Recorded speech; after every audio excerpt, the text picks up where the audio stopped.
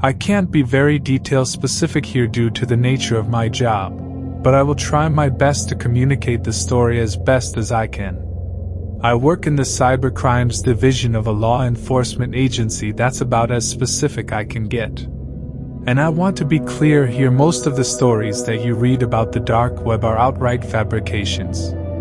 The tales of red rooms and stories of hiring hitmen are practically universally untrue. Most crime takes place on your normal, everyday web.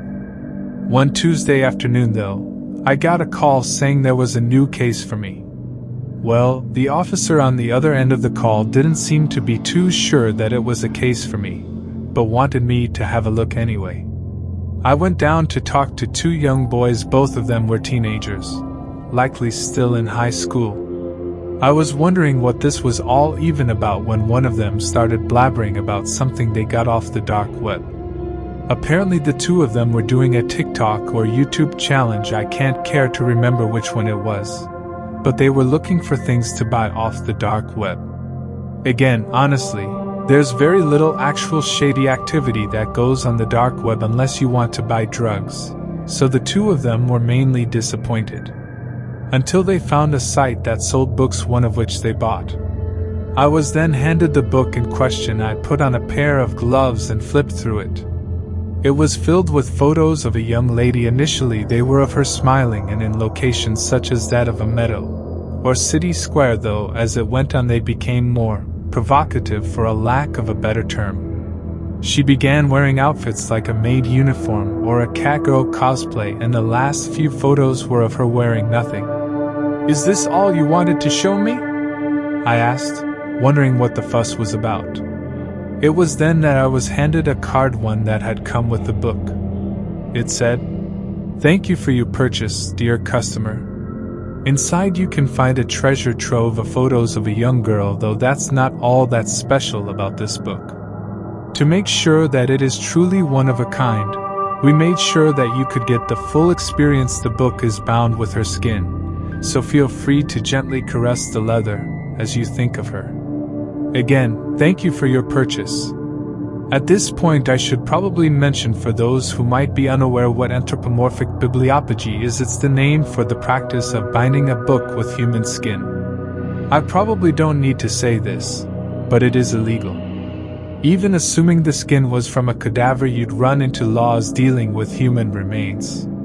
This card, though, from what was written on it, it was made to sound as if the skin had been taken from the girl while she was alive. Well, either that, or she had been killed and then skinned specifically to make this book. I thought the whole thing was an elaborate joke.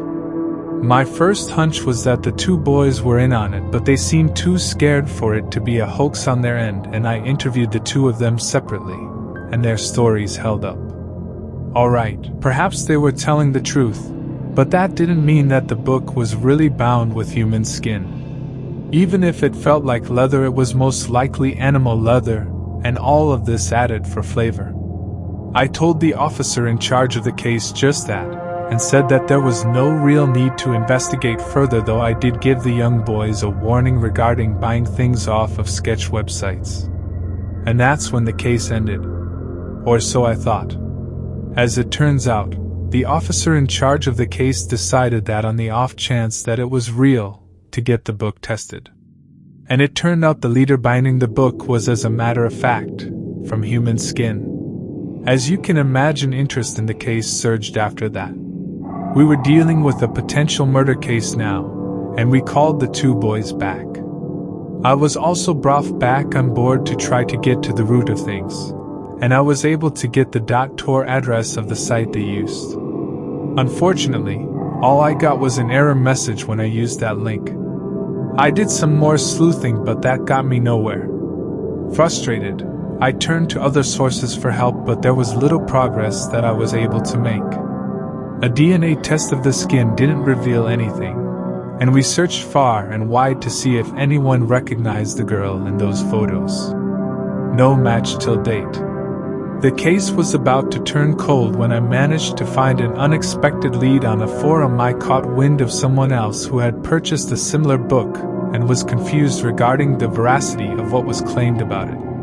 It was 3 states over, but we managed to track down the poster, who was a woman who had bought it out of morbid curiosity.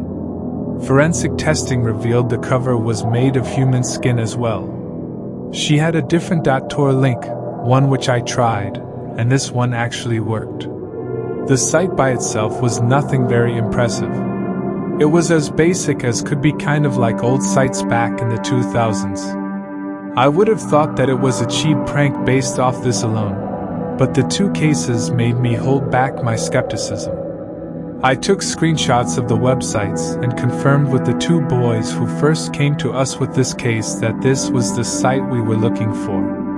Both of the books had been mailed from fake addresses from mailboxes within large cities, so there was little to go on there. Given this, we decided to try the site for ourselves and I placed an order, only for nothing to turn up. If anything, what happened was that the site's URL no longer worked. And it's here where things took a sinister turn. One of the boys, the one who had actually ordered the book, went missing one day.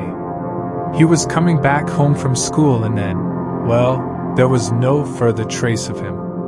A manhunt for months came up with nothing, until one day, the other boy came to us saying that someone had delivered a piece of paper to his house. It wasn't a normal piece of paper, it was a roll of parchment. Testing later revealed that the skin was human, and it was from the boy who had gone missing. Upon it, written with what was later confirmed to be blood, were the words, "Stay out of our business." Eventually all leads went cold after that, and it's been so for over 5 years. I've since moved on, or so I thought.